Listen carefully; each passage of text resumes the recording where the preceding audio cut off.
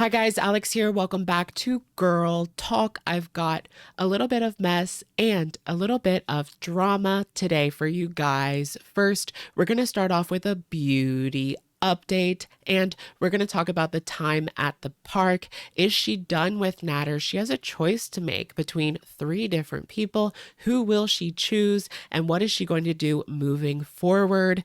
Can we still wish for that healthy eating arc? I think we're way past that. And then we're going to talk about Becky's new video. She talks about losing her job and what she plans on doing next in her life after Amber Lynn.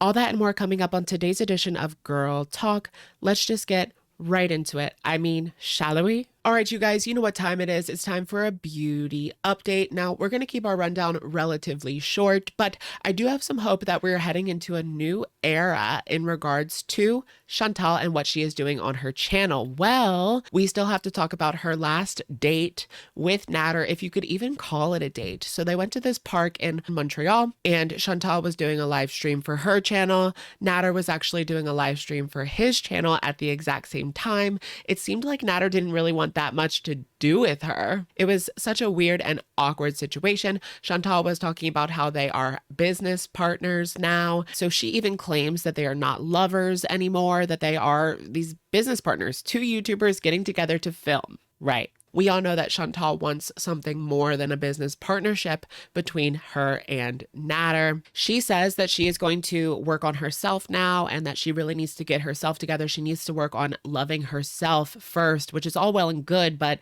it just seems like all talk. A lot of the time, Natter was actually walking in front of her and Chantal couldn't keep up. She wanted to sit on the benches a lot of the time, but Natter, he wanted to show his audience different parts of the park, whatever. Nobody's really interested in the park in this situation. They're interested in seeing Chantal outside and watching her interact in real life because that's where the cringe really begins. She wants us to believe that she is working on this friendship with Natter, that they both did messed up things to each other, which is true. But I don't know if this is going to work. At one point, she even vandalizes, what are those called? One of the picnic tables at the park. Earlier in the day, they went to McDonald's and Chantal actually ordered a Happy Meal. It was because she was with Natter. He didn't want her to get all of that food, or maybe she was embarrassed to get all of that food in front of her love Natter. I liked watching her hop across the stones. Honestly, I think that was the best clip in regards to the trip to the park.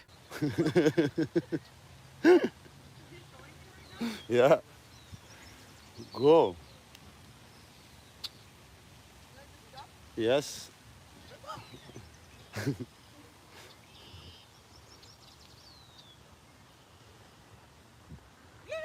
Yay. So at this point, I'm just confused on what Chantal wants, but I think that she's confused on what she wants. So we're not really supposed to know. How do we understand the enigma? Well, she came back on a live stream after she was in Montreal. She came back and it was nighttime and she was doing a live stream from her place.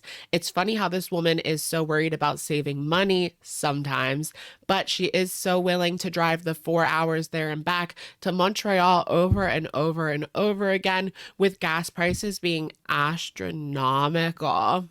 She says she is traumatized by Montreal. It's so stressful driving in Montreal and just going to Montreal. Then why even do it? Well, she explains that she's still in love with him, but she knows that she needs to end this chapter. She needs her distance from Natter, or so she says. There's this new guy that has entered the picture, known only as Motorcycle Guy.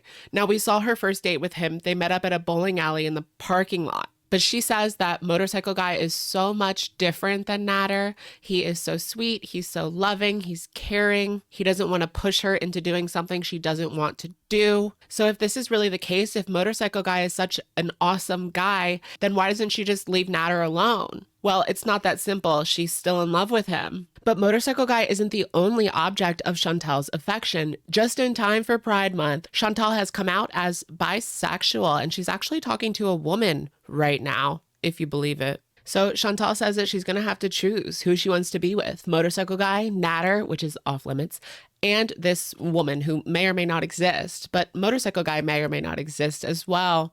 She has seen some red flags with Motorcycle Guy. He might be a little too pushy for her. He's laying it on a little too thick, according to Chantal. I find that to be pretty funny coming from a woman who has chased after her quote unquote ex for the past 6 or 7 months, even being willing to pay for his affection. It might be the end of the road for Motorcycle Guy. Now, take a look at this community tab from Chantal. She says, in a relationship with myself.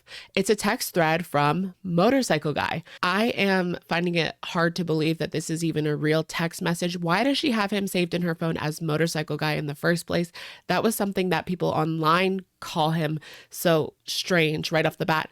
Got a question. Yes? How bad you want me right now, babe? To which Chantal replies, I have to be honest. For the first time in my life, I can't do relationship.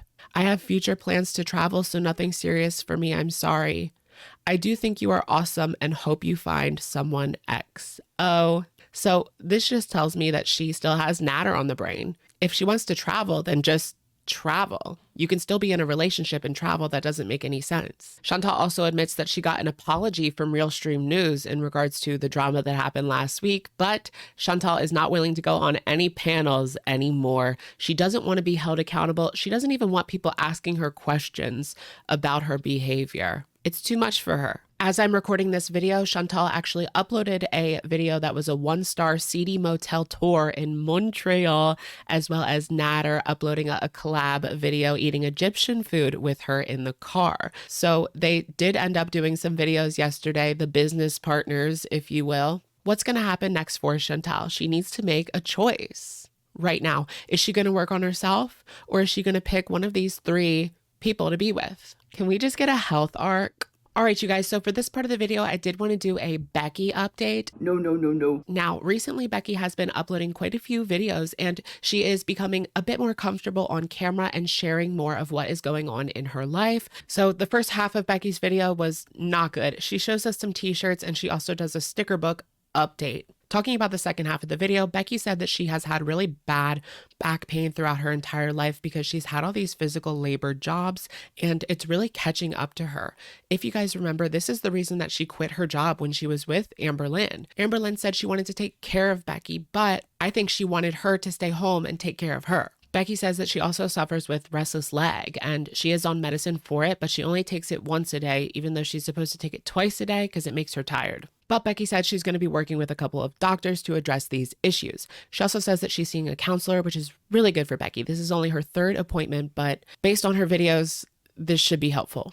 Becky says something that caught my attention because it's something that Pete's actually has said, the exact same thing. And that is that she is her own worst enemy. She bullies herself, and what she says to herself is way worse than what other people can say in real life or even online. Neck reveal. Yeah. Becky said that she recently got a job working from home and it wasn't exactly her dream job. She didn't love doing what she was doing. She doesn't specify what exactly that was, but she was happy to stay home and save gas money. So here's where I get a little confused. Becky said that a storm came through and actually took out their internet. So they called the internet provider. They came out to fix the issue. But when they fixed the issue, Becky was no longer able to get good enough internet speed to continue doing this work from home job. But when she originally got the work from home job, the internet speed was fine. Becky said because of the internet speed, she wasn't able to hold that job anymore. And she is now on the job market and she will figure things out. I like that attitude. Becky says because they live so far out in the country, they only have one ISP, and so she's stuck with this slow internet.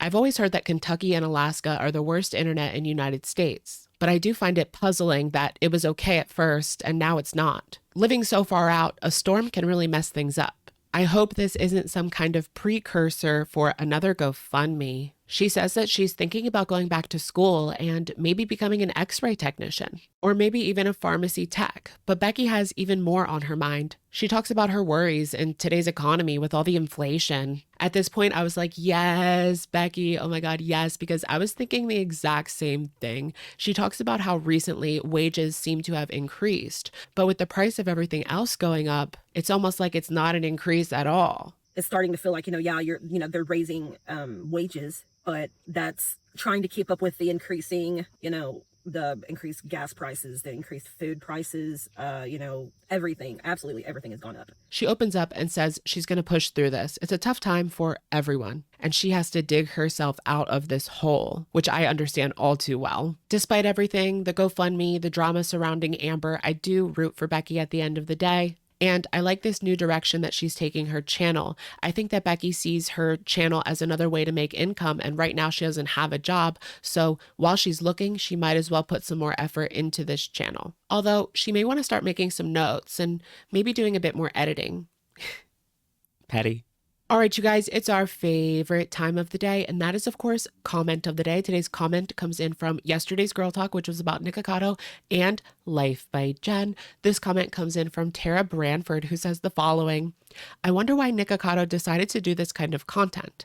Like, what was the breaking point? I don't understand why anyone would do something like this. The money can't possibly be that good. So I've gotten a couple of comments in regards to this, and I can't think of any other reason besides money that Nikocado decided to do this. Some people have said that in the past, he said that he was going to stop doing this when he hit 350 pounds, but we're past that now. So what is the end goal here? Is he really in it for the money, or is there something more there? The sacrifice just seems too big for the YouTube chatter. All right, you guys, that's going to be it for today's video. Let me know what you guys think in the comments down below. What do you think about Chantal making this choice? Who will she choose? And thoughts on Becky losing her job. Do you think the story was fishy, or do you believe it because Kentucky internet is just that bad? Let me know what you guys think in the comments down below, and I will, of course, catch you guys in the next one. Bye, guys.